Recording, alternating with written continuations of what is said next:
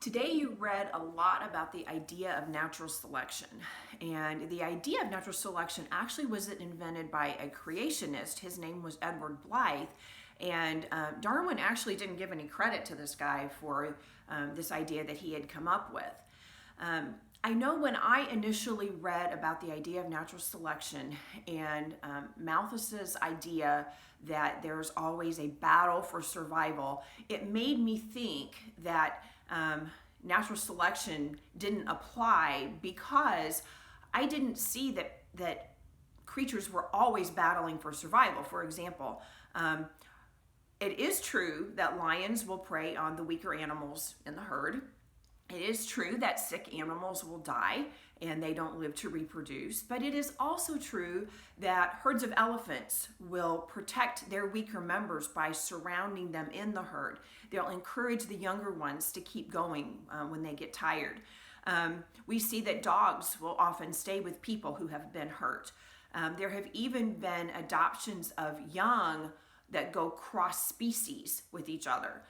People even, we build hospitals to help sick people. We don't just let them lay and die. And so while natural selection is a concept that creationists agree with, it doesn't mean that we are just constantly battling each other for survival and just trying to leave, a sea of dead creatures in our wake. What it means is that ultimately, there are certain characteristics that enable certain animals, certain plants to survive and thrive, and others that are going to be more likely to cause an early death in some of these creatures. You read a lot about Darwin's finches, and so I'm not going to go back and rehash that information because you've already read about it, but I do want to give you another example, and that is of peppered moths. And again, you'll see pictures of this in the information that I gave you. So these peppered moths come, as you can see, in two different colors. One of them is white with just a few black spots, and the other one is black with just a few white spots, and they're kind of opposites of each other. Well, at one point, evolutionists were pointing to these peppered moths as an example of evolution. And the reason for this was because back in the 1850s, before there was a lot of air pollution that was due to the Industrial Revolution that took place, the moths, the white peppered moths, would hide on the trees and they would be camouflaged by the lichen that was growing on the trees. And so you can see a picture on the top left-hand side of your page there of one of these peppered moths just almost completely camouflaged by the lichen. Now you can also see that if you put a black moth on top of that lichen, which is the picture underneath that black moth is very obvious there. And so if there are predators that enjoy eating moths, which one are they going to grab? Well, they're going to grab the black one.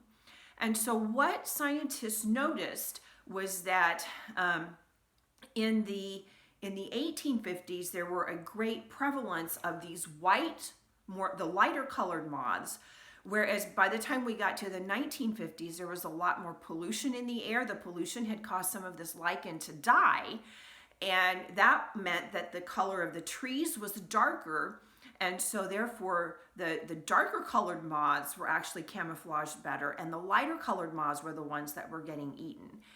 Is that evidence of evolution?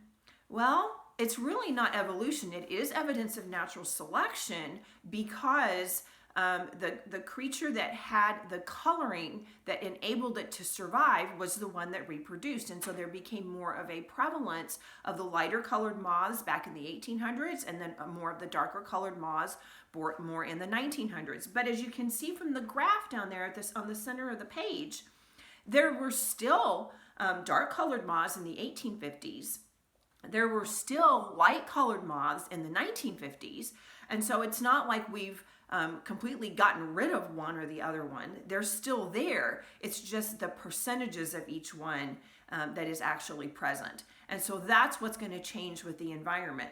If there would suddenly be something happen where these light colored moths would be better camouflaged again, then I think you would see these numbers switch, and the light colored moths would become much more numerous than the black colored moths were. what you have to keep in mind, remember what we learned in genetics, and that's that in order to have a trait to be passed down, it has to be in the DNA to start with. And so even when you had a high prevalence of these light-colored moths, they still had the DNA instructions within them to produce these black-colored moths. It's just that those moths weren't the ones that were reproducing the most, and so they weren't showing up in the population as much. If the DNA is not in the creature, it can't be passed down to the offspring. And this was something that Darwin didn't understand anything about. He didn't know anything about DNA. We hadn't even discovered all those kinds of concepts yet. Let me give you another example of, those are two examples of where there's definitely natural selection in Darwin's finches and in the peppered moths, but that doesn't mean that there was evolution going on. Another example is just the variation that we see in different kinds of creatures. There are a variety of genes that produce our skin color. I've seen numbers that vary as far as how many different genes in us actually code for our skin color. But again, if a gene is present in an individual, it can show up in the offspring. People used to believe, and unfortunately some people still do, that the different races of people are a product of evolution. Evolution teaches that the Aboriginal peoples evolved first, followed by people with a very, very dark skin tone, black people, followed by people with a more medium skin tone, your Asian people, followed by people who have a very, very light skin tone, or your white people. And that idea had been used to say that, well, the white people then are the people that are superior. That's where you got slavery in the United States, slavery in other places. That's where even today there are differences that's why people tend to have a problem with racism, because they view one race as inferior to another. Hitler, as a matter of fact, believed in evolution, and he thought he was helping out nature by exterminating certain types of people. But is there any evidence for this idea that the different races of people, and I'm going to kind of put air quotes around that, the races of people that we see is a product of evolution? The next 2 pages that you see in the images that I've given you show what are called black and white twins. These are twins that were born, they were born at the same time, just like twins always are, from the same mother. They have the same father. DNA has confirmed that they have exactly the same parents. But you can see that in the 3 examples of these twins that I've given you, one twin has very, very light skin color and the other one has very, very dark skin color. And the reason for that is because both of those variations in the DNA were coded for in the particular parents that they had. Now, I couldn't always find pictures of the parents of these twins, but I did find a picture of one of the mothers holding her twins, where you can see the little boy is very, very light color and the little girl has a much darker skin, and the mom is kind of a middle color. If I remember, she was Jamaican, and so her husband was also of I don't think he was Jamaican, but he was another type of descent where his skin was kind of a middle brown color. And so they had the variation in their genes to be able to produce 2 children, one with a very, very light skin color and one with a very, very dark skin color. And so as the title on the National Geographic magazine says, that kind of makes us rethink what we thought about race. And in fact, a lot of people will maintain that there is only one race, and that's the human race. And the amount of melanin in our skin is what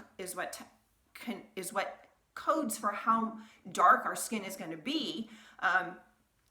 Because my skin is very, very light, I don't have a whole lot of melanin, but I have a couple of my own kids who their skin is actually quite dark, even though they have half of my genetics. Their skin is much, much darker than mine. I can go out in the sun and turn bright red pretty quickly, but I have children who hardly ever sunburn. And so it's a difference in genetics. And so it kind of, makes me wonder, maybe Adam and Eve were one of these middle shades of brown. And so then from their children, that's where all the different colorations of people that we see now, where it all started. The problem that Darwin ran into was that he tried to extrapolate the variation that he saw into the evolution of different species. And so let's talk a little bit about extrapolation. What's that mean? Extrapolation means that you see a trend, and so you try to take that trend and you take it out further. Let's say, for example, that I run a 12-minute mile, and let's say that every week I cut a minute off of my mile. Eventually, given that extrapolation, I should be down to a 1-minute mile, right? Well, no, I would never be able to run a 1-minute mile. I don't think anybody is going to be able to run a 1-minute mile because we have limitations in our bodies as to what we're able to do. And those limitations are based in what's present in our DNA. Some of us are going to be able to get it down maybe to an 8-minute mile, a 7-minute mile, a 4-minute mile. But a 1-minute mile is beyond the reach of what any of us are going to be able to accomplish. And so is there natural selection? Yes. Is there variation? We can see that in the black and white twins, as they're affectionately called. Is there variation? Yes. But neither one of those gives us evidence for evolution.